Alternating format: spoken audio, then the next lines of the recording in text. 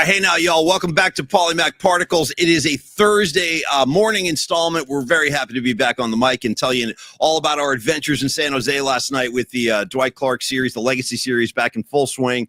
Another great night benefiting the Golden Heart Fund. Creative Tony and I were front and center. But before I get into that, I want to say, and Tony, just a quick shout out to our audience, because it's funny, all the stuff that happens before we go live. Within the last 2 minutes, I just got a text from Leah Phillips, and she said, one of our great listeners, she's a great friend of ours too, and she sent a photo to me of Kermit the Frog with a wig on, and she was like, hey, every time I think of Kermit the Frog, it makes me think about you and how much you hate Patrick Mahomes. Here you go, Paulie Mac. So thank you for that, Leah Phillips. And then I got to say, we probably have the most creatively inclined audience in the Bay, as far as my eyes and ears can see. So Tony, I saw Rags. Welcome back to the show, Rags. Rags he got detoured yesterday. He didn't know we were canceling the night flight, but we did that because of the Dwight Clark event. So anyway, Rags checked in a couple of minutes ago on the comments line, and he goes, I need some PMP right up in me today. Hey, Rags, if anybody's going right up in anybody, you know who it's going to be? I don't know if you guys remember this one. Tony, Rags, anybody with me on this? Shout out the Bullet Boys, Smooth Up in Ya. With me? You with me? That's going deep. That is going deep, brother. Hang on one second. I'm about to go deeper. Okay, go ahead. Tony, Bullet Boys, ... I've seen them. I saw him in Boston. I saw him at a club in Boston. I was doing college radio at the time, and their label sent me all these tickets and stuff to their show. I'm like, yeah, I'll go see the Bullet Boys. And the guy, I don't know his name or anything, but the lead singer of the Bullet Boys was like a David Lee Roth wannabe clone. It was like looking at David Lee Roth's son. But anyway, shout out to the Bullet Boys. Is there a Z on the Bullet Boys? Like for the Z? Or is that an S? No, sorry. No, there's not. That's Boys to Men. That is the Z. Sorry, it's Boys to Men is BOYZ. And then Roman numeral 2, and then men. I apologize. I mixed up my 80s glam rock with my 90s slow jams. Hey, no, not a problem, Tony. We got a lot of room to forgive on those kind of mishaps. By the way, I want to shout out Danny Ogden, too, one of the great members of the Bay Area Sports Collective. And this is a great day for the Bay Area Sports Collective. Tony, a round of applause, if you could, for our newest members of the family here, because the Bay Area Sports Collective has grown today rather significantly. And we would like to welcome, alongside myself, Creative Tony, Danny Ogden, Tom Tolbert with his conversation with Steve Kerr, home run. Home freaking run. If you haven't seen it, go.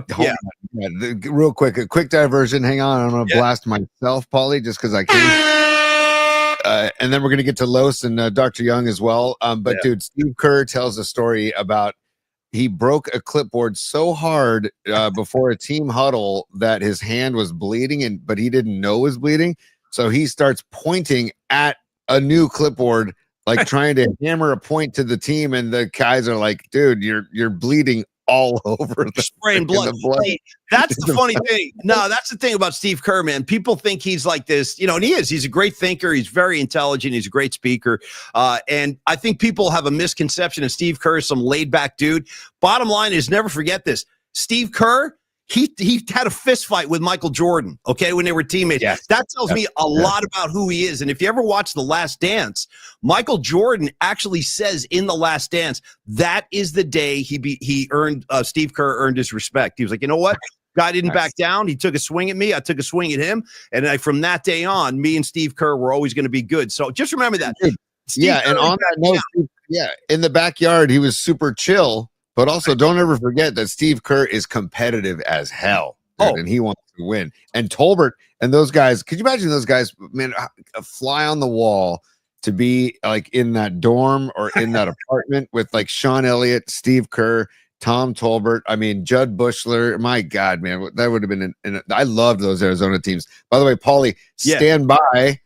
We have a new member of the PMP VIP. Look at SC Soccer Bowl 10. SC Soccer Bowl 10.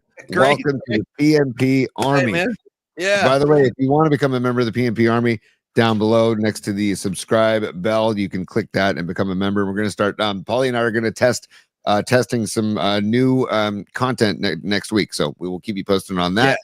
And man, we got a lot to get to today, Paulie. So go for it. Okay, sorry, but let me finish out my big announcement about the Bay Area Sports Collective first, because we just added some new members today, and we're really happy to announce this. We had a press release go out early this morning, so we'd like to welcome new members to the family alongside this show right here, Polymac Particles. Thank you all for stopping by. We've also got now Tom Tolbert, as we just mentioned.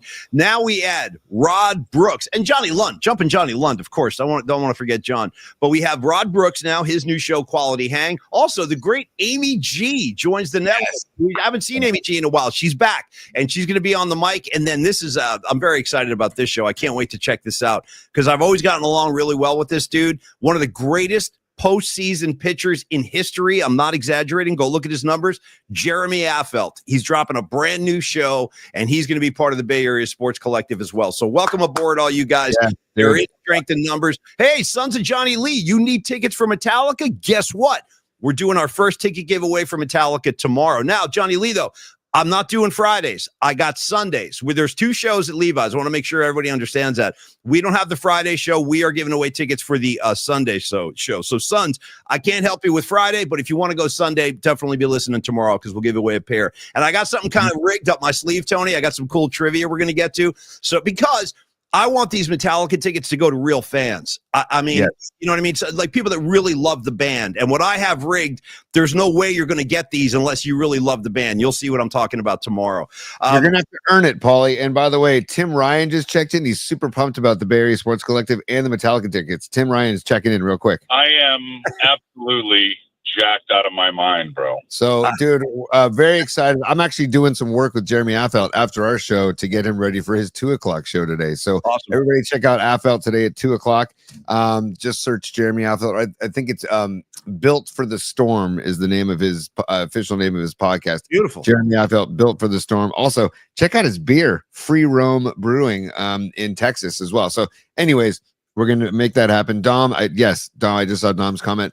Absolutely. I'll be in touch with you after the show. But the Bay Area Sports Collective, it's growing. It's growing. And we're going to be looking to add more, too. So there's a couple irons in the fire as well. But yes, welcome, Amy G. Welcome, Rod Brooks. Welcome, Jeremy Affeldt. This is going to be sweet. It's funny. Like about a year from now, I'm serious. We're going to look back at this time and we're going to be like, dude, remember when the Bay Area Sports Collective we just added Affeldt and Amy G? Like this thing is going to continue to grow. You guys are going to see over time more and more names that you are familiar with and more names that you guys like and enjoy and perhaps miss in some cases. We're going to get them back on the mic too. So this thing is going to continue to grow. And speaking of continuing to grow, our sponsors help us grow on the show. So let's give them some love.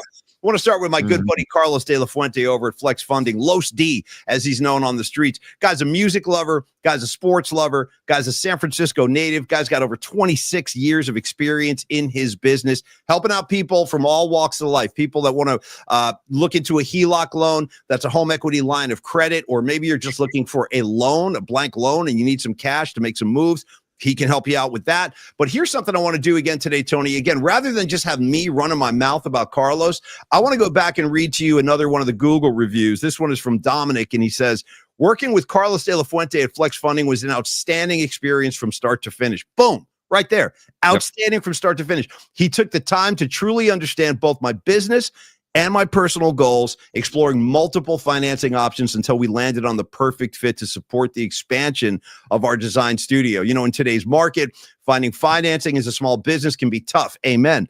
But Carlos made the process feel clear, collaborative, and genuinely supportive. Great description. I know that's exactly how he is. He's very personable and he is very supportive. Final comments here from Dominic. He says, beyond his sharp knowledge of modern funding solutions, he was just a great person to work with. He was thoughtful, responsive, very authentic every step of the way. Highly recommended. Another satisfied customer. So again, if you are in a situation where you want to kind of refinagle your mortgage, or perhaps you just need a loan, like I was saying, talk to Carlos at Flex Funding, Tony. He can help you through the woods and get you in a better place. Do you notice how that review didn't mention anything about feeling pressured, about feeling uncomfortable, about anything awkward, anything that they didn't enjoy in that experience? That's what he's making the experience enjoyable and something you don't loathe, something you don't just like look at the calendar and be like, oh God, I got to go do this with my mortgage. You know, instead you can be like, oh, I'm going to go hang out with Los. We're going to work something out. Yeah, my buddy Mel, who Los told him, they flat out said, it's not the time for you to do this. But my buddy Mel texted me and said, dude, you know what's cool is that we didn't get something done right now, but I actually feel like I met a new friend, and I'm like, dude, Yeah. that's freaking rad. And Mel's one of my dear friends, and I was very excited to hear that because Mel's going through some marital stuff, and it's like, dude, let's go. And Los wants to help people out, man. Look for the helpers. Los is a helper. And dude, I want to go back to Leah Phillips just commented. I want to give Leah some love. She said, Los D is vibes and knows how to make the most of your money. That's honey. So Ooh, I'm like, all right. there you go. All right, all right, girlfriend. Hey, by the way, Danny Yeah. Ogden checking in with a very interesting comment here. He's one of our brothers in the Bay Area Sports Collective. He goes, every time I hear about Los, it makes me want to grab a huge breakfast burrito. Okay. Okay. However Los moves you, man. Los moves in mysterious ways. Whatever it takes. Breakfast burritos, loans, he covers it all. So again, thank you, Carlos. We love you, man. And we're so happy you're a partner on the show.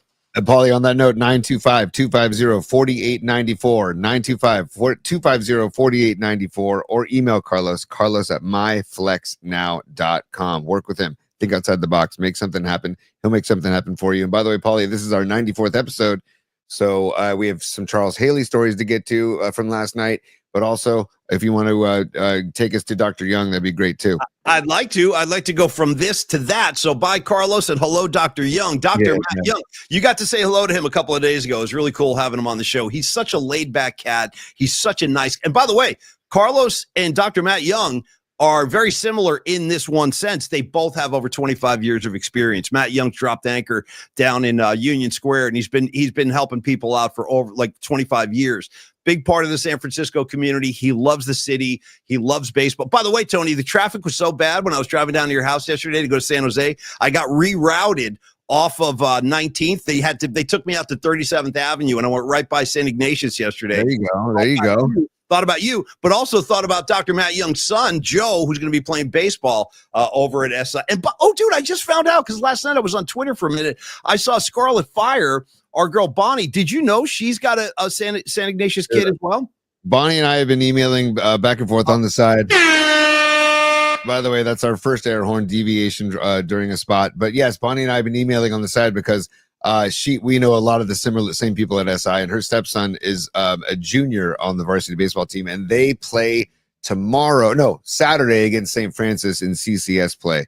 The WCL playoffs already done. SIKO was tied for second in the WCL, but now the CCS, the real deal, the CCS playoffs start Saturday, and it's the Cats against the Lancers of St. Francis.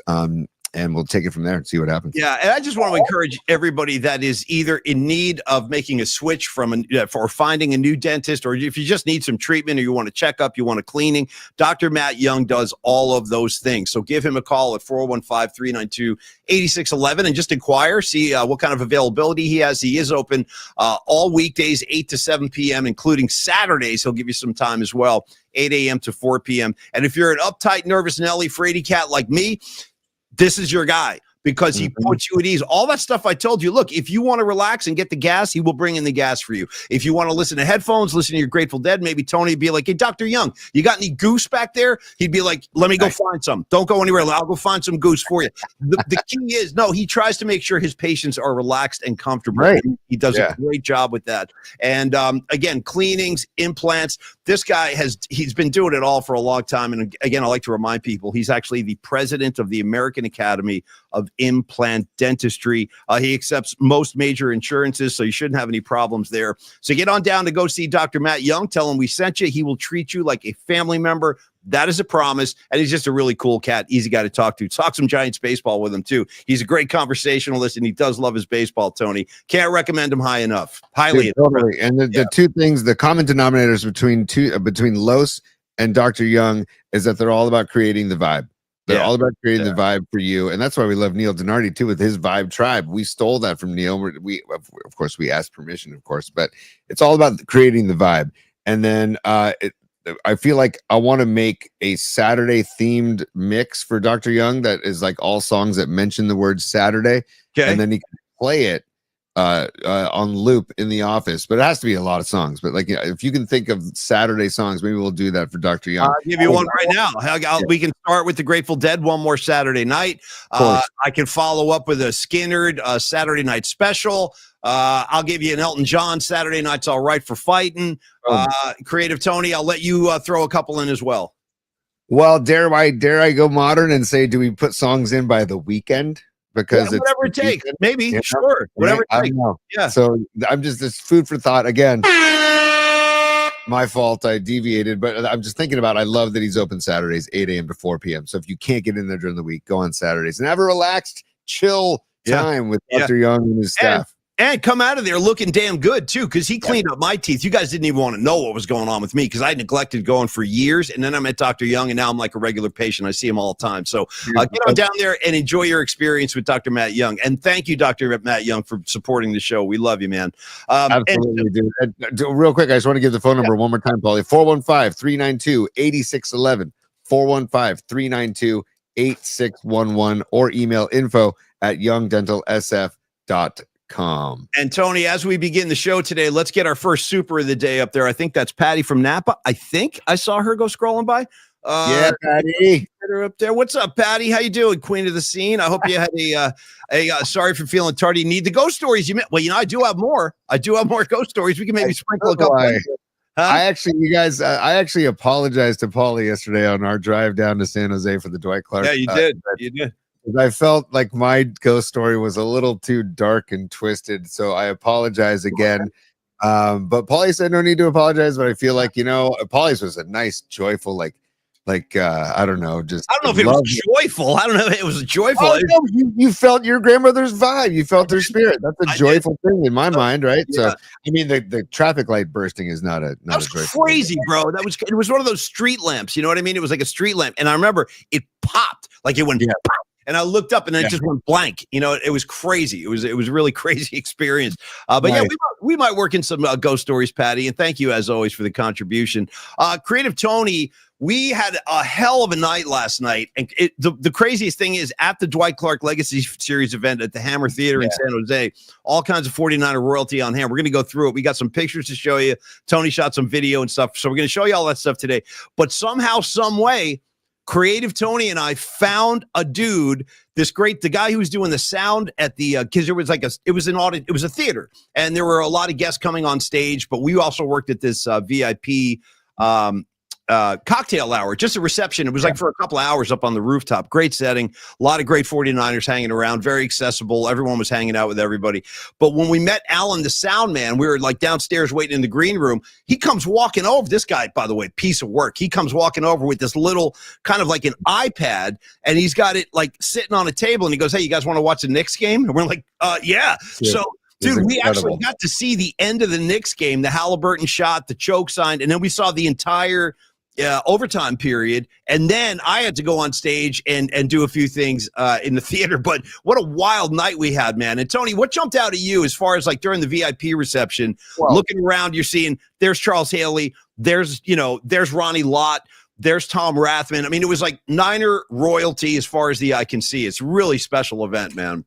Paulie, I have visual aids today, so I want to provide, first of all, the guy we're talking about right there. Thank you. There is Alan. This is down in the green room. There's Alan. This is Look at my guy. This is the bowels of Hammer Theater in San Jose.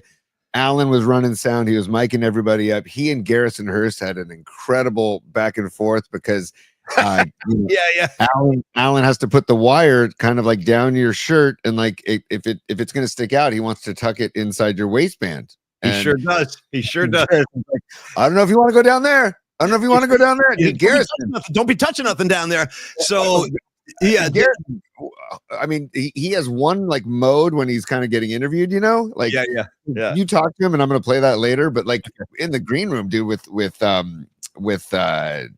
Anthony Adams, Spice Adams, and Brian Young, BY was hanging out too. Yeah, guys were ripping it up, and then dude, Spice Adams gets on the keys. And he starts, and then he started taking requests. He goes, "What do you guys want to hear?" I go, "Give me some Marvin Gaye." I said, "Give me something by Marvin Gaye." Just threw it out there. And he was like, "Yeah, there was a piano in the corner. It's actually right behind our guy Alan here." And by the way, this guy Alan.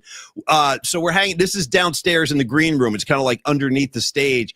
When we first met him, Murph was hanging out with us too, and you can see what Tony was saying. By the way, see how he clipped my mic on the shirt? That's that little black thing on my right near my button. And he did. We kind of went down my pants too. He's like, "No, I need to get down there and hide the wire." I'm like, "Okay, hide the wire, I guess." No, he was a super cool dude. He was a total pro. But he was like, "Hey, you guys, I was on the field during the 1981 NFC Championship, technically January of 82. That's January 10th, 1982, day of the catch. 110. He goes, I was ready for this. Now, you would have had to have been at Candlestick Park that day to know, pardon me, that at halftime of that game, the Tubes, San Francisco band, the Tubes, She's a Beauty, great track. She's a beauty, one in a million girls. They did a little halftime set, and I guess they were on a flatbed truck. They were driving them around the field, like playing songs.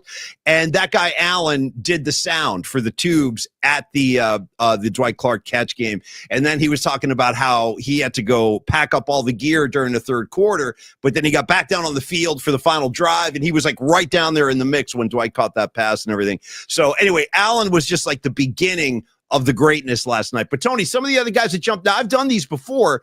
This was this was your second one. But like, what jumped out at you? Who were some of the guys that like just jumped out at you, made an impression on you last night? Garrison freaking Hurst. Garrison Hurst, because we've always loved Garrison, and we took a photo here. We took a photo with Garrison. Here's a photo with Garrison right there. Yeah. He looked like he could put on the pads and play today, as you can see right there. And I went right before the picture. I said, "Hey, Garrison, thanks, man, for that overtime touchdown against the Jets." He goes, "Man, I barely made it." And I said, Paulie and I started laughing. And then didn't you say something to him too about like I said, well, dude, I go, you barely made it. I go, don't forget, big 74, Dave Fiore was running right behind you down the field looking to throw some blocks. And I was like, dude, imagine like the huffing and puffing he was going through. Offensive linemen are not used to running 100-yard sprints, but that's what that situation was. Tony was talking about it was game one of the 1998 season, I want to say, and it was the Niners hosting Bill Parcells' Jets, and the game went to overtime. We were backed up into our own end zone. Those were where my seats were too. I was like right above where that play started. I sat in section 54 above the scoreboard, and Garrison took that handoff from Steve Young, went along the sideline, and took it to the house. And then the whole team. It's a very famous run. You guys have seen it, but anyway, we're talking about that. And Tony, Garrison looks amazing. He looks incredible. He looks incredible, and he's still funny as God, I didn't realize how funny he is. And I said to Paulie, I said, what an amazing teammate he must have been. Like the glue. But Paulie, I want to play this. You had a little back and forth with Garrison, and he talks about Dwight Clark. So stand by. I'm going to play this. I'm going to bring this to the stage. Golden Heart Fun. If I could bring out another piece of 49er royalty, Garrison Hurst is with us tonight. Garrison, great to see you, man. You look amazing, by the way. Throw some pads on this dude. I think he can still go. And I got to say, watching Garrison Hurst as a 49er were some of the best years I had, because I was a season ticket holder. I probably saw all your games at Candlestick, and I mean, you were one of the greats, man. Heart of a lion, especially coming back after that injury. So you were a source of inspiration to guys like me. But if you could share just maybe a story, a memory you have of Dwight Clark and how he inspired people around him, I'm sure people would love to hear that. My 49 story probably wouldn't exist if it wasn't for Dwight. He's the one that signed me to get me here. Didn't know how it worked. He gave me all the confidence. I remember the first time I walked in his office, he had all the players on the board. Yeah. And I saw my name, and it was third, and I was like, Dwight, he said, you gotta work and you gotta get it. Yep. And the next person back was this guy here. And then he told me the same thing, and the rest is history. Trying to do everything we could there. Dwight, I wouldn't have the 49 career if it wasn't for Dwight. And that's what I look for. And he's the reason I came here. Yeah, thanks, man. Is that great or what, dude? Man? I hope you guys could hear all that. He basically said, if you couldn't hear, because the audio was a little faint, but he said that when he came, don't forget, Garrison Hurst blew his knee out severely as a Cincinnati Bengal. A lot of people thought his career was over. And then he was trying to come back, and he was working out with the Niners. And he said when he went into the office, he saw his name was third on the depth chart. And Dwight was like, dude, in San Francisco, you got to work. You got to earn it, man. And he did. He became the NFL Comeback Player of the Year, and he was 1,000-yard rusher with the Niners. I mean, again, like Tony and I said, I mean, we might be arguably, Tony, you and me, I don't know if you're going to find two bigger Garrison Hurst fans than the two of us. And it was so freaking heartbreaking after the Steve Young to Terrell Owens game. They finally beat Brett Favre and the Packers. Next week, we're in Atlanta, and Garrison goes down early with the ankle injury. And that was the end of the season. That was the end of the playoff game. I always wonder if Garrison stayed healthy, that year and didn't get injured in that Atlanta game. I don't know. I think they could have taken a run at it, but it didn't work out. But talking to Garrison Hurst was so cool. And when Tony panned over, because Tony filmed that, and Garrison mentioned, it's also because of this dude, Tom Rathman was his running backs coach at that time. So, it really is a family. And like Tony was saying about when Garrison was hanging out with BY and the two of us down in the green room, it's great to see the 49er family kind of come back together because those guys pick up right where they left off. It's like they're little kids again in the locker room hanging out. It's really fun to watch that dynamic. And it's a mixture. It's a mixture of current players with some of the greats, like because Fred Warner was there also. George Kittle made a surprise appearance. Tony's got some pictures of that he's going to show you. And it's, Lenore was there. He won the Dwight Clark Award last night, so that was really cool. But it's great to see the mixture. Like, because when I came off stage, when I was working, I did an auction thing with Bryant Young.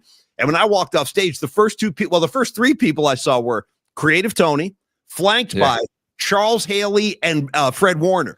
So Fred and I have a little bit of history. Like Fred kind of knows who I am. We've interviewed him and stuff. So I was like, oh, Fred, what's up, man? And I said, hey, congratulations on the contract. Bro, he comes right in for the hug. I'm like, damn, I'm getting hugged by Fred Warner. I love this guy.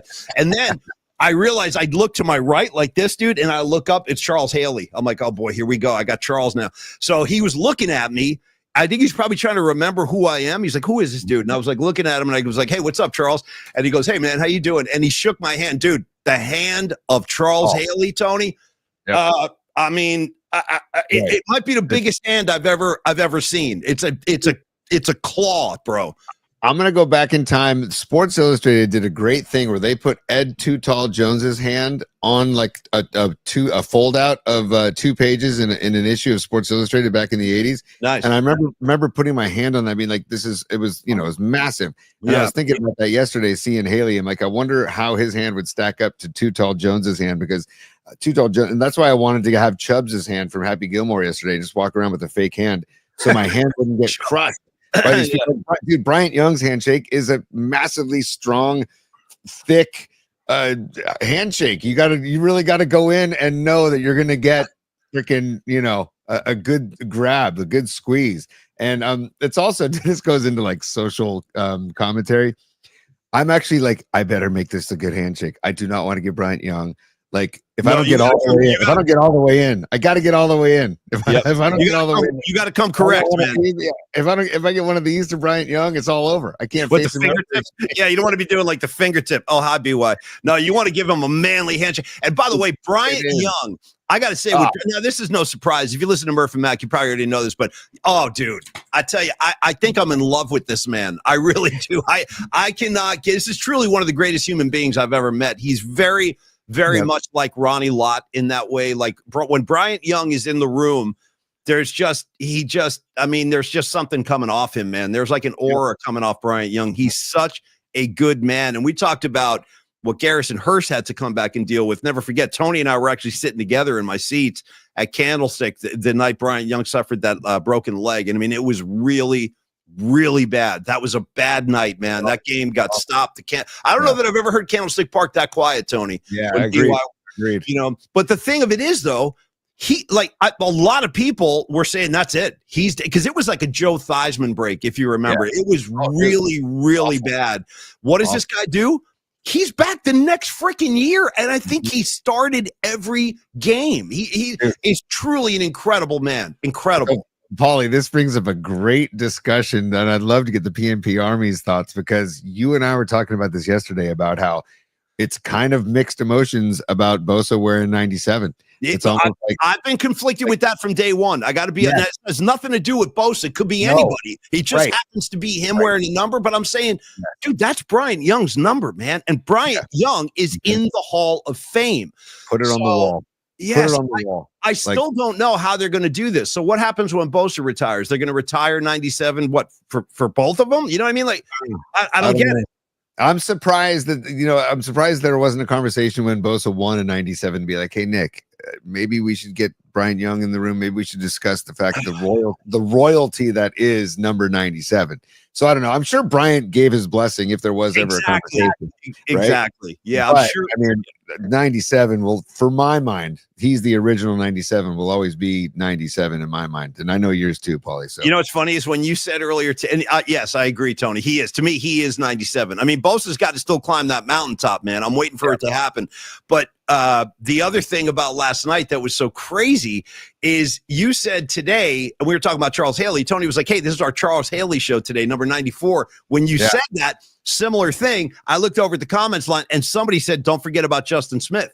yes, the Cowboy. I know. Yes. And that's another great 94 right there, man. By the way, dude, that defense, that Patrick Willis, Navarro Bowman, Alden Smith, Justin Smith, freaking Deshaun Goldson, like how did that group not win a ring? I cannot wrap my head around that team was so great, and especially that defensive side of the ball during those Alex Smith years. I mean, like they keep doing this. They go to the NFC Championship or get to the Super Bowl, and they can't get it done, dude. It's driving me freaking crazy.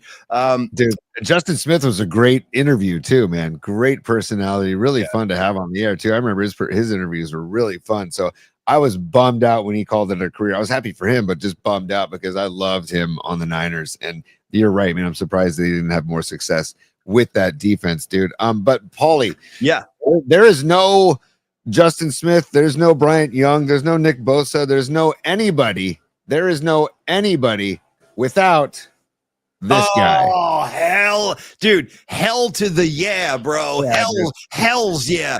So if anybody, hold on. I want to see if anybody knows who that is on the comment line. If anybody knows who that is, then you are just red and gold royalty.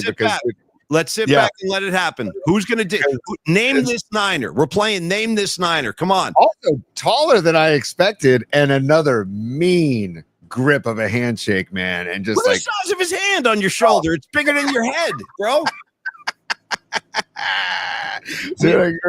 So I just know that when he walked over, and by the way, I love the brown jacket and the red tie. He knows what he's doing. You know what I mean?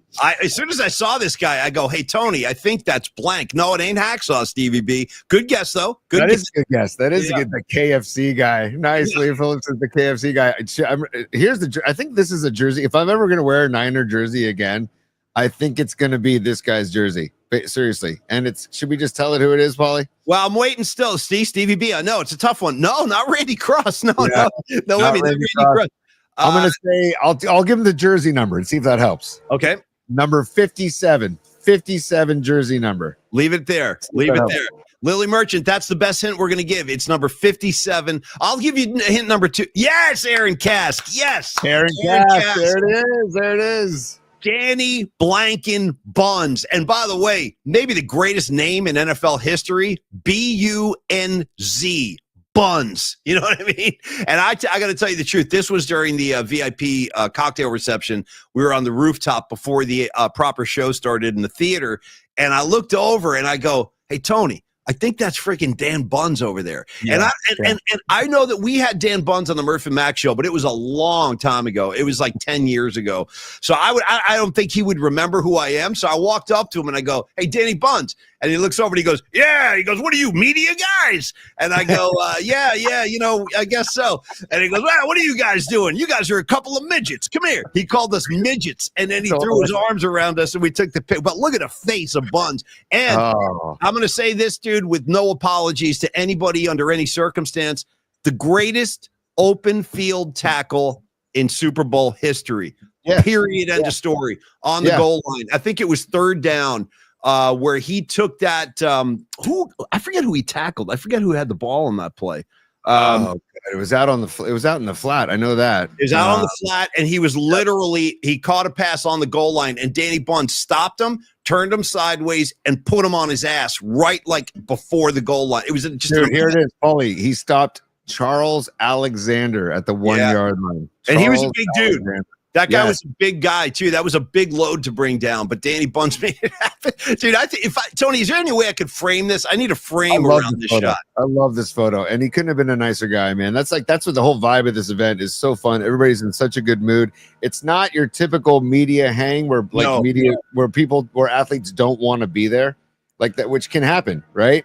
Like when we have to do the liners for the Giants and they have to come into the clubhouse, they don't want to be there. They don't want to come in and talk to me, but they do it because they're told they have to do it. This is completely different. They're doing it for Dwight Clark. They're preserving the memory of Dwight Clark. They're raising money for the Golden Heart Fund. It's an incredible night. I highly recommend, if you haven't been, I highly recommend going. I know Dom Peralta was in the audience. I think Patrick Patton was there too, because he mentioned that yesterday. But if you can get there, and it's super cool because then they do the auction. They do a panel. Last year they did the quarterback panel. This year they did Mike Zagaris, the Z-Man, the photographer, with Fred Warner, Garrison Hurst, Spice Adams, and Charles Haley. And those guys just told story after story after story with the Z-Man's photos. Paul, it's funny. I was standing next to Fred Warner and Charles Haley before they went on stage. Yeah. And I'm talking to Murph. And it was funny because all of a sudden they're showing the great montage for Zagaris on the screen for the audience. And then all of a sudden Zagaris said something really funny in the video montage. And Charles Haley looks over at Zagaris and goes, "Man, how many drugs did you do?" Like that, dude. And it was hysterical. By the way, Fred Warner just starts cracking up, man. I was like, dude, Charles Haley. I heard a really good Zagaris story. I was just happened to be standing there listening to this conversation. It was so who the hell told me this? I think it was just one of the attendees last night. One of the attendees who knows Z-Man, Michael Zagaris, the legendary photographer Tony's talking about, said he told me this great story. So the Rolling Stones played Levi Stadium last summer. It was a great gig, and it played Far Away Eyes, man, off of Some Girls. It was amazing. Anyway, he said after the gig, because Z-Man knows all these guys. Z-Man used to shoot the Stones. He shot Led Zeppelin. The guy's a freaking legend, Mike Zagaris. He's literally shot every band in the world. So he said that after this last Stones gig, Z-Man rolled into the Rolling Stones hotel. He knew where they were staying, uninvited, and somehow he winds up in Keith Richards. He winds up hanging out with Keith Richards, and Keith looked over at Z-Man and he goes, "Oh, you're still alive, man?" And then he said, Keith to Z-Man, he goes, "Oh, you're still alive?" I say, "Bro, same to you, Keith. How are you still standing?" But two old lions, man, crossing paths. Yeah, it was great to see Z-Man. And like Tony said, that is the one thing about this event. I mean, it's really all about the community and everybody coming together in the name of Dwight Clark and in the memory of Dwight Clark. And there were some cool media guys on hand last night. Shout out to Joe Fonzie. Shout out to Jennifer Lee Chan. Shout out to Laura Britt. Brian Murphy. Some guy named Brian Murphy was there. I don't know. No, it was great to hang with Murphy. Oh, look at that. There we go. Yeah. The freaking, I don't know, the embrace that you two had when we all made, because Murph and I saw each other first, and then we hugged it out, and he goes, "Where is he?" And then when you guys found each other, it was a long embrace, man. It was great. Yeah, there's a lot of passion there. A lot of that's two brothers getting together. That's what that is. That's two brothers finding each other.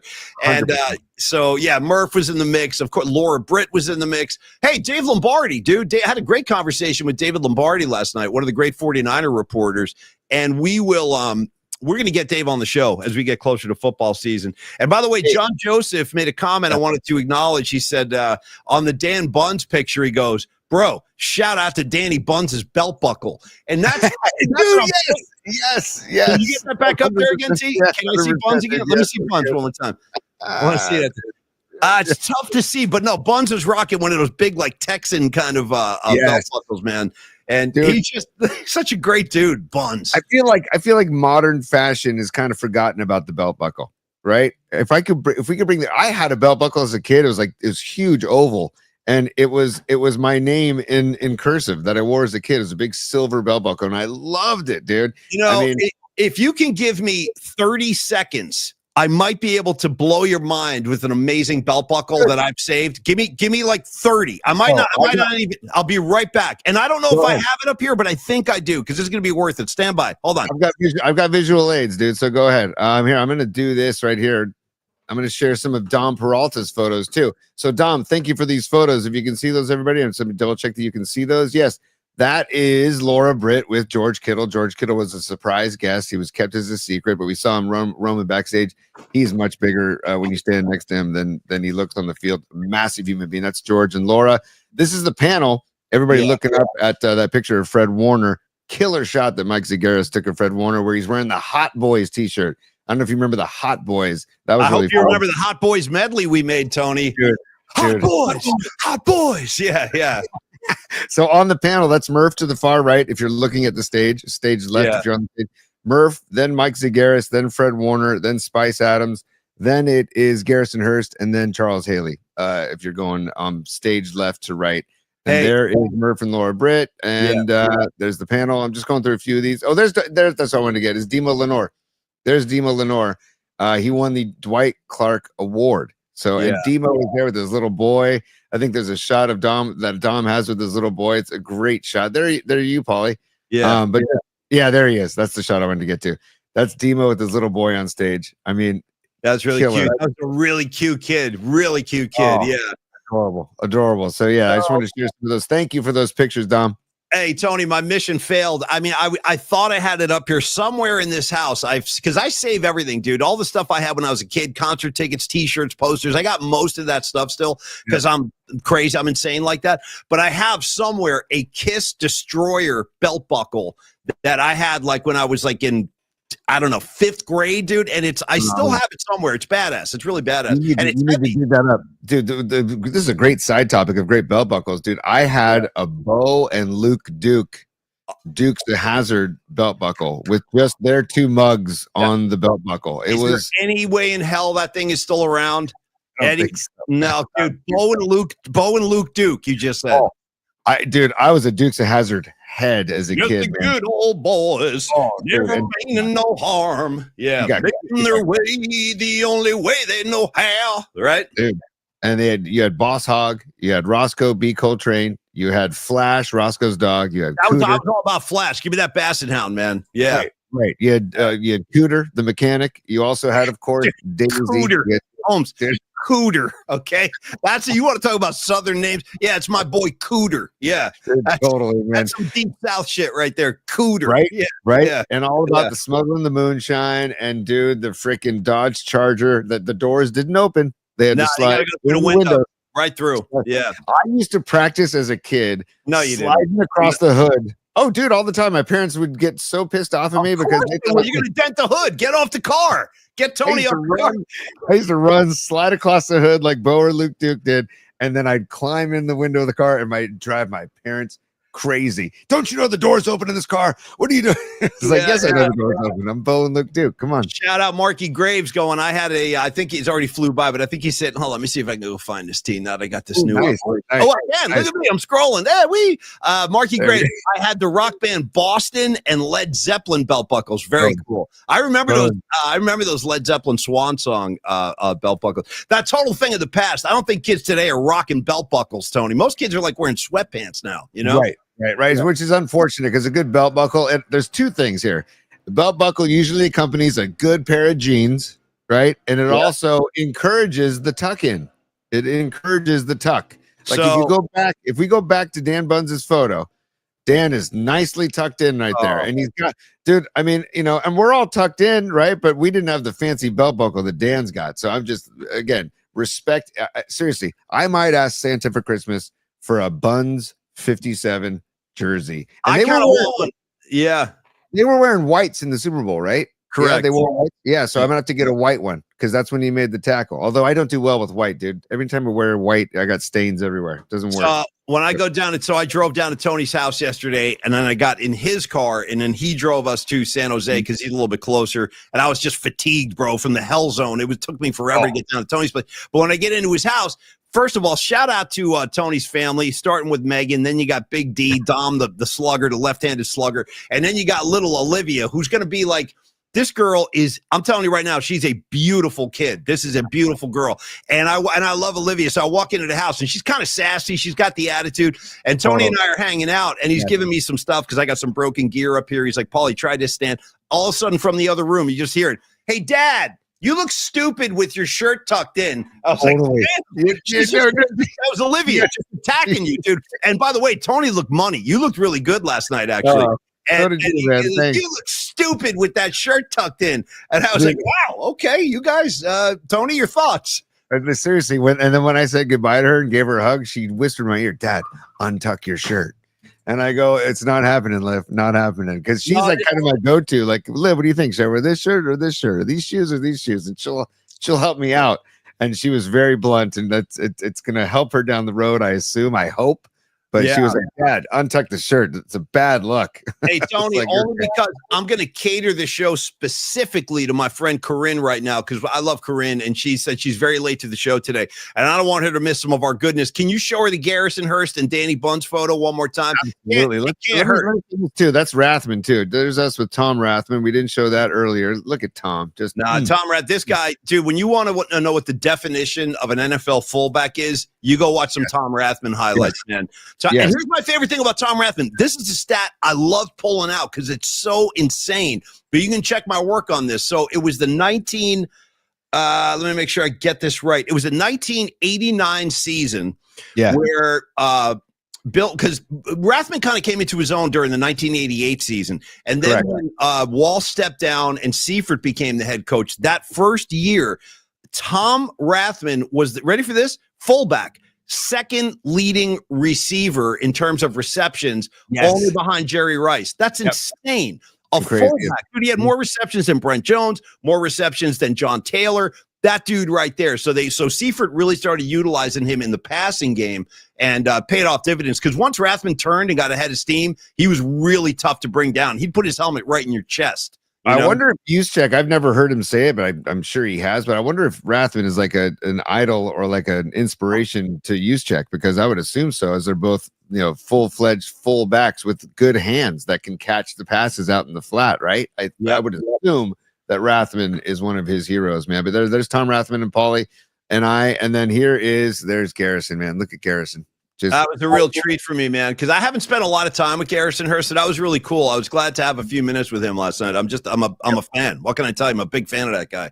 And so up on the deck for the reception, the welcome reception, Garrison was media Garrison. And then when we were downstairs in the green room, when it was Garrison Hurst, Bryant Young, and Spice Anthony Adams hanging out. By the way, Anthony Adams, Spice Adams, we got to follow him on Instagram. He's got like 1.6 or 1.9 million followers, and he does a bunch of comedic skits on Instagram. So follow him, but he plays piano as well. Anyways, and in the green room, we got like, I don't know, real or like the true version of Garrison, where he was just cracking jokes left and right, and it was really funny stuff, man. So Garrison for life, just Garrison for life. And and then Paulie, and here's BY. There's you and BY. We had to get a shot of you and BY. So BY, here's a great thing about Bryant Young, dude. Every time I see him now, we always talk music. I don't know how many people know this, but Bryant Young actually is a bass player. He plays bass.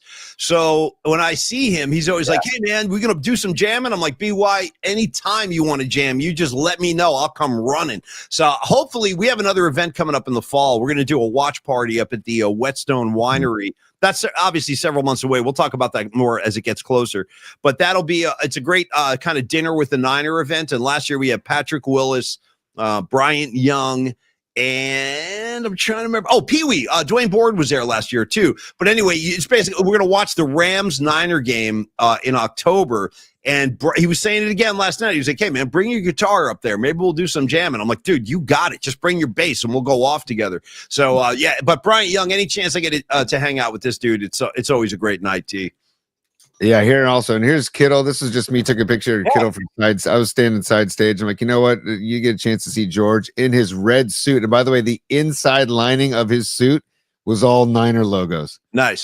Inside of his suit. So, and by the way, I don't know. These men are they're massive human beings, man. Because I'm not a big person. So when you stand next to these people, it's just, Jesus, they're massive human beings, man. So I felt totally dwarfed standing next to Charles Haley. That dude is gigantic. I cannot emphasize to you enough how big Charles Haley is today. Like right now, today, he's a giant. He's even Danny Buns, dude. Danny Buns was a lot bigger than I thought. He was a lot taller. And Danny Buns, when he met us, he goes, hey, come here, you midgets. Called us both midgets, and he threw his arms around us, man. And Paulie, I want to show this because this is from last year. This is me bum rushing Brock Purdy last year at the event. Yeah. And I just want to show you that I've learned my lesson, because there were multiple times I wanted to bum rush Fred Warner or BY or Charlie and just say, hey, can I get a shot? Can I get a shot?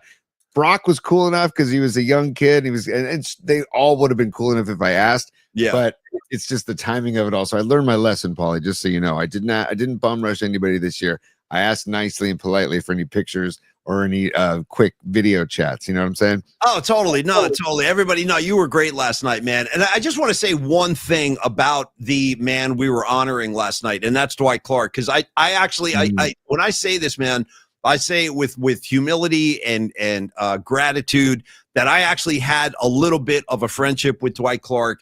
And here's how it all started. I'm going to tell you the day that I formally met Dwight Clark. Now, Murph had known him for years because when he was a reporter, he covered the team and stuff. So they had like a big relationship. But I'll never forget this, man. I was at a Giants game, and I think it was like a Saturday afternoon game, and I was up in the KMBR suite, and it was before the game started. And I was literally just standing there looking out at the field. And the way those suites work, so I had my I had my back to the door, the entrance to the suite. And all of a sudden, somebody came behind me, picked me up, and like bear hugged me and lifted me off the ground. I'm not kidding. This is the first time I met Dwight. And he goes, "Are you Paulie Mack, man? Are you Paulie Mack?" And he, that South Carolina accent and stuff. And I was like, yeah, yes, I am. And he put me down, and I turned around. It was Dwight Clark. And he goes, "Man, I just saw you standing in here, man. I wanted to say hello. I want to introduce myself. I've been listening to the show. You guys are funny as hell, man. We need to hang out, you and me." And I'm like, "Dude, Dwight Clark, great to meet you, man." And it kind of went from there. And, I was really fortunate enough to attend one of those lunches Dwight held near the end of his life. And that was, I don't want to get emotional on the show, but I got to tell you, that was an incredible experience because it was like, that was a day Dwight was surrounded by people from the media that he liked. He would have these lunches once a month when he was fighting the disease, and he still wanted to be surrounded by his friends. So a lot of his teammates flew in. I know Garrison was at his side for a lot of this, dude. Garrison was like a constant presence. But one day Dwight was like, "You know what, man, I want to see all my friends from the media." So I was down there. Murph was down there. Scott Osler, Cam Inman. If I'm leaving anybody out, please forgive me. I think Mark Ibanez might have been down there that day. Mm-hmm. And we all sat, it was in Capitola, right on the water in this beautiful restaurant. And we had a back room where Dwight would have these lunches.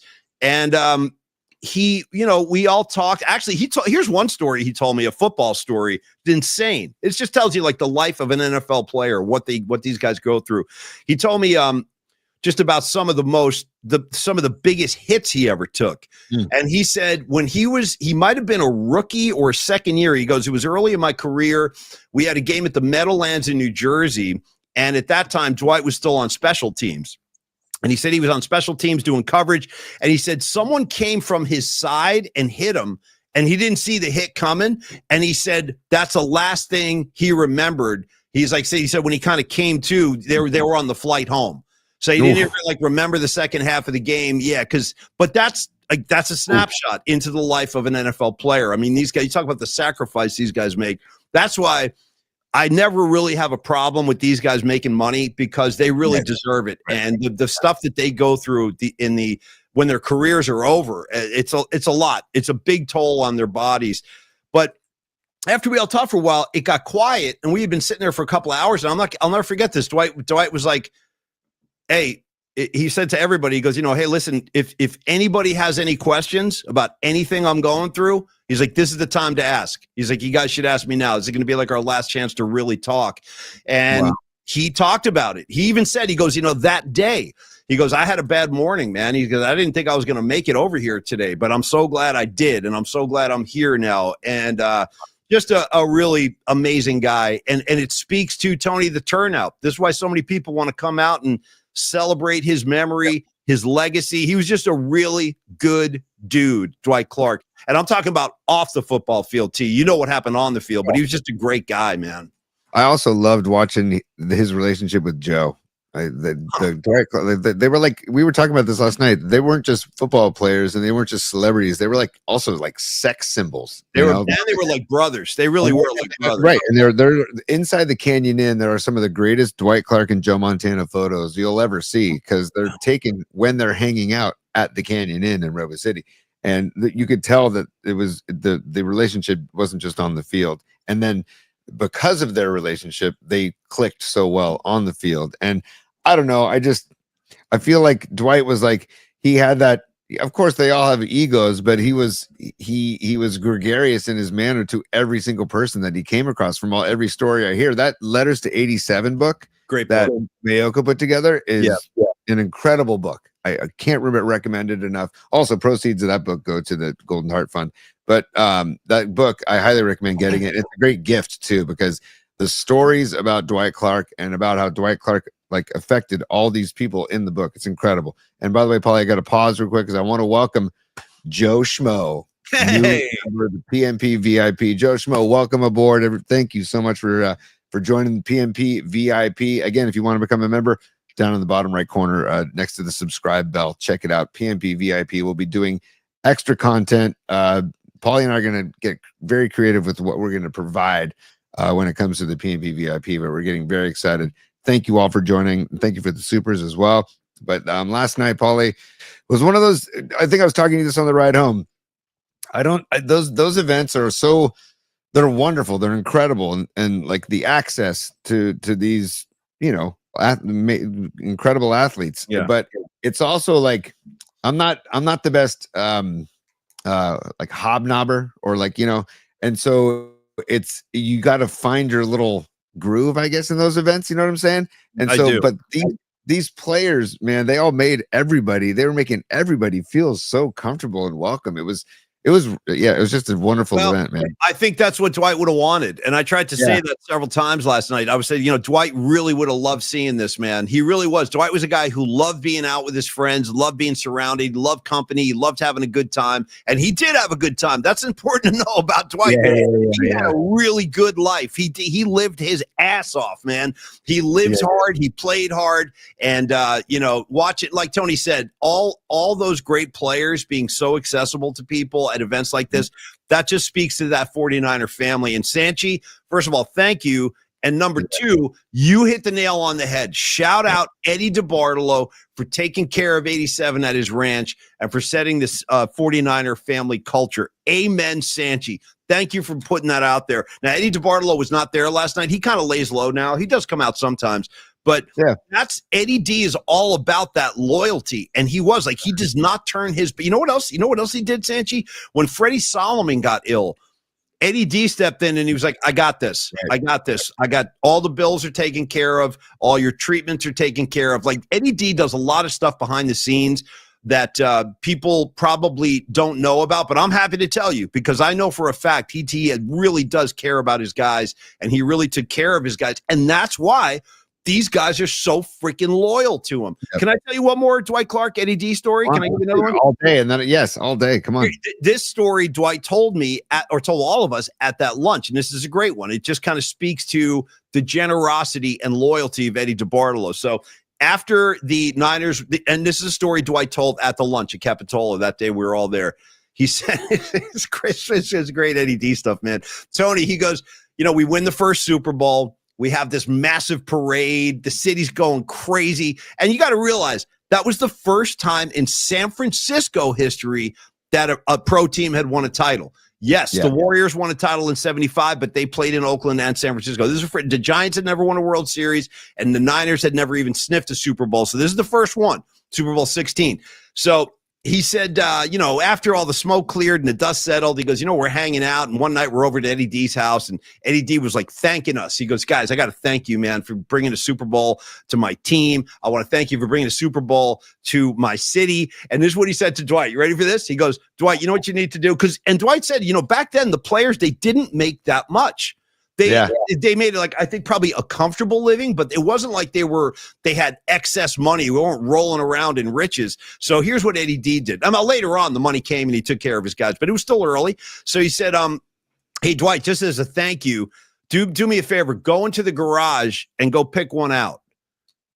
And Dwight was like, what do you mean? He goes, yeah, go into the garage and pick one out. And he said he goes into the garage and there were like, I think 3 Porsches sitting there. And he came back in and he goes, Eddie D, I don't know. I like that blue one, man. And he goes, well, that's yours now, Dwight. So that's it. He just gave him a Porsche on the spot. Go pick one out. And that, again, Sanchez, that's the kind of relationships and bonds that were forged. And I think Joe got one too, by the way. I think Joe Montana got a Porsche too, by the way. This is like Dan Buns. Like we said, there wouldn't be all this on the field stuff without the Dan Buns tackle, right? There wouldn't be this vibe that the Niners continue to do. There wouldn't be a Kirk Reynolds behind the scenes doing this event, who was the 49ers media relations director years ago under Eddie D. Yep. There wouldn't be all of this without Eddie D. Right? No, it starts with Eddie D. That's where it all starts. Yeah, exactly. And it's like that family vibe. It's kind of like how people want to come play for the Giants. They wanted to play for Bochy and the family vibe. And I hope that family vibe is coming back with Bob Melvin and Buster Posey. But it's also with the Niners. It's kind of ongoing. I mean, you see Kittle and Lenore last night coming out, Fred Warner coming out. Like these guys, they're in the offseason. They don't have to be there, but they weren't getting paid. They were not. It was all out of their own free will, out of their own free time to come and celebrate Dwight Clark. And it's the coolest, man. And the vibe for the 49ers was created by Eddie D. And we get forever grateful to Eddie D for that, man. Well said, Tony. Well said. And you also mentioned a name I want to give a big shout out to, and that is Kirk Reynolds. Tony mentioned him. He's the guy who really organizes all these events. He's essentially the Raymond Ritter of that era of 49er football. And he was Eddie D's right-hand man. He was there last night. Also, Freddie Formosa, who was like Eddie D's like security guy. He was at the event last night. It really is a family, man. And I am so freaking humbled and honored to just be out on the perimeter checking it out, man. Because I am truly, every time Kirk asks me to do something, I'm like, Kirk, I'm freaking honored to do this. There's Kirk right there. Great shot. That's us chilling in the green room. By the way, nice kicks, Tony. Nice brown shoes. I like those. I'm coming with the stupid sneakers. You got the badass shoes on, dude. What do you got, Jimmy Choo? You rocking Ferragamo? What are you kicking right there? Those are my Jimmy Choo knots. Those are I don't know what they are. There's some freaking Nordstrom or something. I don't know. By the way, speaking of Jimmy Choo, Tony, leave the picture up for a second. I'll come back to it, but I got a little funny anecdote for you. So last night, Tony and I get home. It's super late. It's like midnight, but it always takes me a while to decompress. So I'm sitting there and I'm flipping around, and because Tony is just now starting Righteous Gemstones, I decided to go all the way back and start watching again from the beginning, because the first season came out like 6 years ago, and I don't even really remember it. So it's almost like seeing it for the first time. Dude, I'm watching the episode last night where McBride's kid, Gideon, who ran away from home, dude, he's going through his parents' jewelry, and he's trying to like put price tags on everything. And at one point I see him go, okay, Jimmy Choo shoes, $2,000. So shout out Jimmy Choo shoes making an appearance on Righteous Gemstones. Anyway, that is Kirk Reynolds right there between Murph and Tony. And he's the man. Kirk is the man. He's the guy that picks up the phone and goes, hey, BY, we got a DC event. Hey, Fred Warner, we got and all these guys come out. So again, it's just great to see that 49er family, just as strong as it is after all these years. Those bonds are never going to be broken. Ever. They're never going to be broken. So thank you, Kirk Reynolds. Thank you, Terry Reynolds, for Oh, you know who else I saw last night, Tony? By the way, shout out, because the Giant family was represented too. The great Russ Stanley was there last night. Yes. Is a great part of the Giants front office. He's handled the ticket sales for a long time, and we go way back with him. And he was on hand. So anyway, members of the Giant organization like to come out too and support DC. And just a great night once again. Also, Paulie, names we haven't mentioned that were there. Ronnie Lott was there. Ron freaking Ferrari, number 54, was there. Dwayne Board, Eric Wright. These players are always around. Keena Turner obviously still works with the team. Seeing all these guys, and what was so cool, man? I watched Ronnie over in the distance of the welcome reception. I watched Ronnie, Keena, Dwayne Board all hanging out, having a conversation. It was like, these are old pals that are hanging out. They probably don't see each other as often as they would like. And they were like, you know what? This is a chance for us to hang also. So it was really cool to see those guys, man. And they all take great care of themselves too. And I do want to say, Dwayne Board, let's just send good vibes to Dwayne Board, because he had a little health issue last night. Sending PMP Army, send your good vibes and good particles to Dwayne Board, because I think that he's going to be okay. But they had a little bit of a health issue last night. And so But Dwayne told Kirk Reynolds, keep the event going, which is the coolest thing ever. He's like, keep it going. So it was incredible. Just an incredible night. Get well, overall. Pee Wee. I had a moment like that too during the VIP reception before we went to the theater for the auction and stuff. I looked over at one point and I saw Ronnie Lott and Charles Haley just kicking it over in the corner. They were off in the corner together. And I go, hey, Tony, look at that over there, man. That's two Hall of Famers, two of the most feared guys to ever step on a field. And you know, it's like when I see my buddy Rags, who I've known for 40 years. It's like when I see him, even if we haven't spoken in like months or whatever, because we're just busy with our own lives, we're on different we pick up right where we left off. And that's kind of what it's like with these players, watching Ronnie. And in fact, dude, you remember when Charles Haley, bro, back in the day, out of hand. Do you remember that day when he snapped, when the Niners lost to the Raiders and Charles Haley lost his shit? He went crazy in the locker room after the game. And Ronnie had been traded at that point. He was playing for the Raiders. So he had to come over from the Raider locker room to cool out Charles because Charles was going crazy. Do you remember that story, Tony? Yeah. But it's Ronnie. Ronnie had to kind of calm the waters, man. Hey, come on, Charles. Listen, man. You know, Ronnie can calm you down if necessary. And he did that night, apparently. So, again, thank you, Kirk Reynolds. Thank you, Danny Buns, and on down, man. You guys were amazing and just a great night. Tony, thanks for showing all the photos today. I hope you guys dig that. Kind of an unusual show, but we wanted to share the night with you guys and just give you a little flavor from what we got to experience last night. Tony, it's almost time to get into the back end of the show, but I do want to remind people, Metallica giveaway coming tomorrow. We'll get back on track. The Giants are off today, so we'll get back on track with the Giants. They had a rough day yesterday. Logan Webb getting roughed up, dude. That was tough to see. But as I say, the Metallica ticket giveaway is going to happen. You know what else is happening tomorrow, Tony? And I want to set this up right now before we get into our final moments of the show. The musical assignment. I got one for you. I thought I'd share it today and let people send in their contributions to the show email. Here's what I was thinking, Tony. It might have been yesterday or 2 days ago. I know at some point this week you were like, "Hey, Paulie, I need to go into the Al Davis confessional booth, man." Well, dude, it's about the City Connects. I was like, I need to confess that they're growing on me. That the City Connects are growing on me. So I needed to talk to Reverend Al. And get, and get basically his blessing. I needed to know what my penance was for damning those uniforms out of the gates. So I thought, since Tony's a fan of the confessional booth, why don't we all go into the confessional booth? Here's the assignment. I want us, all of us, without shame now, without any shame or apprehension, I want us to go into this confessional booth. That's all of us. And I want you to confess to a song that you would never think, like, so I would listen to, or Creative Tony would listen to. So I don't care how shocking it is. Like Debbie Gibson, bring it on. You know what I mean? PM Dawn, bring it on. Like, that's the kind of shit I'm talking about. Like, get into the confessional booth and confess to a song that you love, but you maybe in the past were a little kind of guarded about admitting. Today, we're going to let the guard down. We're going to admit everything. No shame, no guilt. Time to confess, kids, and I want those confessions tomorrow. Your musical confessions. I love it. I mean, can I say Cars for Kids right out of the gates? Oh, just kidding. I'll open fire on you right now, and I don't even own a gun, but I'll start spraying shots at you, bro. Because no, there's no time for the Cars for Kids. There's no time for the Cars for Kids, and there's no time for the goddamn Liberty baby. Liberty. If I have to hear that one more time, I'm gonna pick that baby carriage up. I'm gonna throw it in the Hudson River, right behind the. That's how bad. There's no time for Will Ferrell's "Pay Your Own Way." Okay, if we're gonna throw those two overboard, we're throwing Will Ferrell overboard in the "Pay Your Own Way." Okay. And I gotta give Aaron R. You're coming correct. Like an example of what we're talking about. Might be Gary Wright's Dreamweaver. Might be something that you're not proud that you like, but you like that you like it. And you know what? Let me can I tell you something about Dreamweaver real quick? Oh.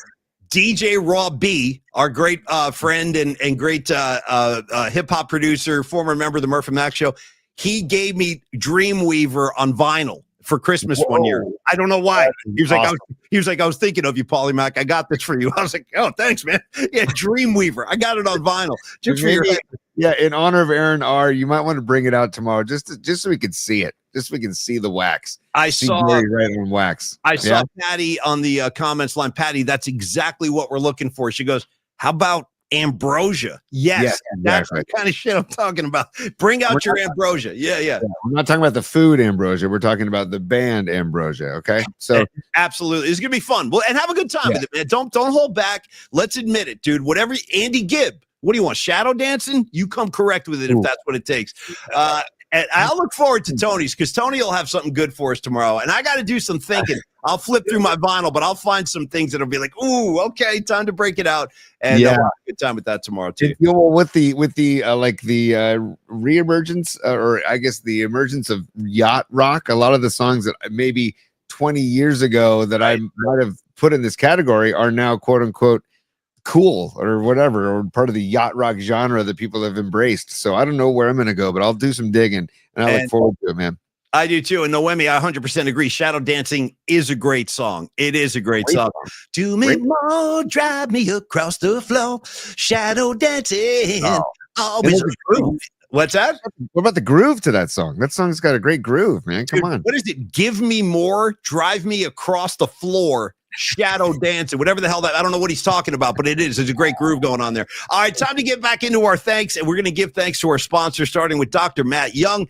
He is the man. He is our newest sponsor, great friend of mine. I've known him for over a decade. He's been treating me for over a decade. Very, very pleasant experience. And that's the key thing I'm trying to convey to you guys, that if you're looking to make a change, or if you're like on a new medical plan, or whatever the case, if you're just looking for a new dentist, don't look any farther than Dr. Matt Young. Trust me, this is the guy. I got turned on to him by a friend of ours, Natalie. She turned me on years ago, and now I'm trying to do the same thing for you guys. He supports the show. He supports the community. He's been down there doing business for over 25 years in Union Square. His practice has been up and running.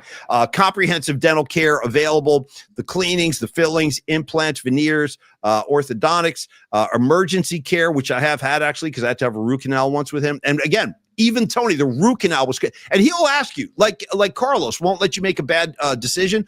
Matt Young is like this. He goes, what kind of state do you want to be in? Because I had a root canal. That's a big procedure. And I was like, you know what, Dr. Young, I don't even want to know what's going on, man. I just want to wake up when it's over. And he goes, I got you. No problem. So he gives you the gas. He puts the headphones on. And next thing you know, you're waking up and you're walking out of there. Procedure done. No harm, no foul. And then you're on the road to recovery. So he will put you at ease. I think that's a really important point I want to stress with him, because I can't be alone when it comes to like those dental like phobias, but I don't have that anymore thanks to this dude. And I know that he can help you too. He specializes, by the way, in implant surgery and implant restorations. Just go on down there, get a cleaning, get a checkup. You're in great hands with Dr. Matt Young, and I'm really, really proud to call him a partner and a sponsor of the show, Tony. Thank you for coming on board, Dr. Matt Young. Dude, is there anything worse than a toothache or a bad smile? Like, those are kind of two really, really poor things in life, and you can avoid having both if you go see Dr. Young and enjoy the experience too. And you can also do it on Saturdays, and that's why I said in the beginning of the show, I kind of want to create a Saturday themed mix for Dr. Young to play throughout the office of the Young Dental Group in San Francisco on Post Street, by the way, in Union Square. But they're open on Saturdays. That's the clutch thing, man, because the weeks can get so freaking busy, especially if you have kids, and it's just impossible to get there on a weekday. Go there Saturdays, 8 a.m. to 4 p.m. And you met Dr. Young on Tuesday, and he's a great dude, super chill guy. And that's why we partner with him, because we believe in him. And he is, again, Neil Donardi for Longbridge creates a vibe. Los D, Carlos De La Fuente of Flex Funding creates a vibe. Dr. Young creates a vibe. I feel like, and again, thank you, Dr. Young. We love you, man. I feel like I got to jump in on the comment line real quick for a second here, Tony, because it's a flame. The whole comment line is a flame with all these like confessional songs. You guys hold off. Don't shoot all your bullets today. And by the way, John Joseph shouting out Mexican radio, dude. I'll defend Mexican radio till the cows come home, dude. My guy Stan Ridgway on vocals right there. I'm on a Mexican radio. I'm on a Mexican. And then, by the way, at the end of the video, dude, remember the face coming out of the bowl of beans? I don't know if you remember. Yeah. Yeah. What is it?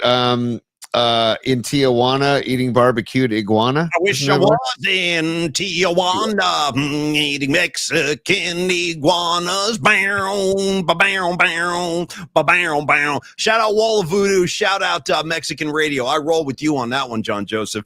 Hey, by the way, I wonder if Carlos de la Fuente likes Mexican Radio. My guess is he does. He does. As far as I'm concerned, Los D is down with Wall of Voodoo and Mexican Radio. When he's not listening to Wall of Voodoo, he's helping people like you and me with financial challenges, with financial difficulties. I'm going to read this review one more time in case anybody missed it at the beginning of the show, because I do think it's important for people to hear reviews from customers that can probably say it better than anybody else. So here's Dominic.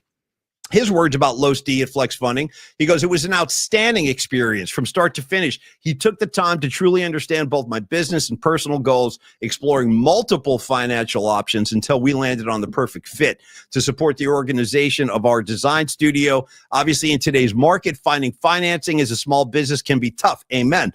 But Carlos made the process feel clear, collaborative, and genuinely supportive. Beyond his sharp knowledge of modern funding solutions, he was just a great person to work with. Like I've been telling you, thoughtful, responsive, and authentic every step of the way. Highly recommended. Another satisfied customer there, Tony, who I think probably says it a lot better than I can. Someone who's done a deal with him. And again, like Tony said, with his buddy Mel, this is beyond value right here. Rather than a guy who's just looking to sucker in anybody and take your money and not care about your standing, Carlos will tell you if the timing is not right. If he looks at the situation and looks at the numbers and he goes, you know what, guys, you should wait. Let's come revisit this in 6 months. That value right there is all the reason in the world to trust Carlos, because he won't let you walk down a dangerous path. He won't let you make a hasty decision that's going to wind up hurting you, Tony. And to me, that's a huge value right there. As a bald man, this probably doesn't have a lot of legs, but I'm gonna go with it anyways, because as a kid, my dad would take me to the same barber my entire childhood, and he and I would sit next to each other in the barber seats, and Frank Pisa, Pisa, Frank Pisa in Millbrae was my barber. And dude, it wasn't about the haircut, even though I got a great haircut. It was about chewing the fat. It was about the relationship we had with that barber. Yeah. And dude, I feel like that's what Los provides. And like, I also compare it to my doctor, Dr. Adam Paley in San Mateo, great doctor, to where when I go see him for my annual checkups or for whatever, it's a fun hang. Yeah. And I feel like that's the same thing with Los D, Carlos de la Fuente at Flex Funding. It can be a fun hang, especially when Niners ball gets going. Then you're going to be like, hey, Los, remember we got to talk about Flex Funding too. But because 925-250-4894, 925-250-4894, Carlos at myflexnow.com. It's all about the relationships with Los, and that's what I love about him. Thank you, Tony. Well said. And we are and by the way, I just want to remind everybody that we are going to put together an opportunity for all of us to get together and hang with Los. And I think it's going to be closer to football season. Tony, I'm still thinking Canyon Inn. If you don't mind, I'd like to get a little group together down there, but we are still a few months away from preseason starting up and all that. But when we get closer, we'll put it together. What do you got, T? What? That reminds me, because I was telling you this story the other day that San Carlos had our annual parade, our Hometown Days Festival and Parade, and this year was the centennial. And all of a sudden, I'm walking in the parade. This is after Barry Bonds cruised through, and nobody knew that was coming.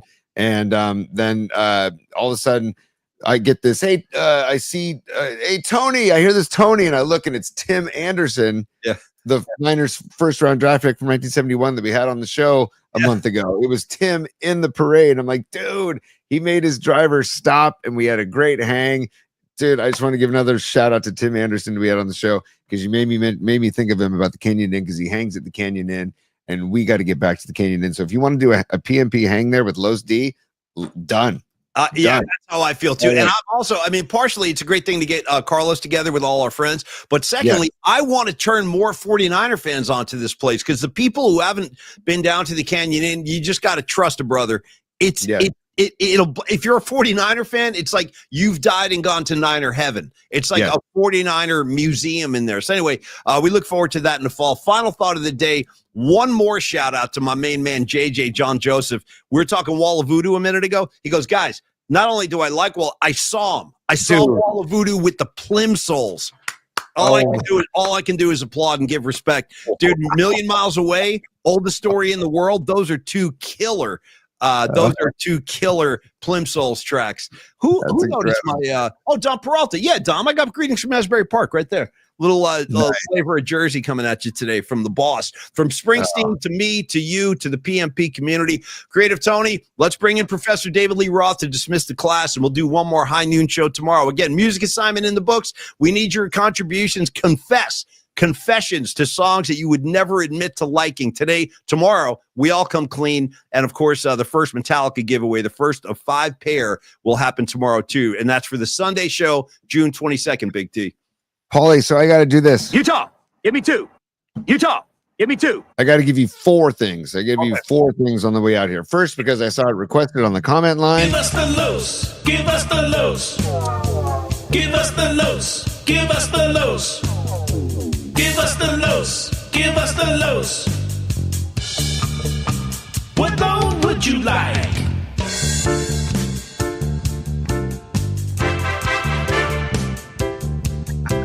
All right, there we go. So I wanted to give, I forget who asked for it, but there you go. There's the give us the list. And thank you, NorCal Refrigeration and HVAC, for that.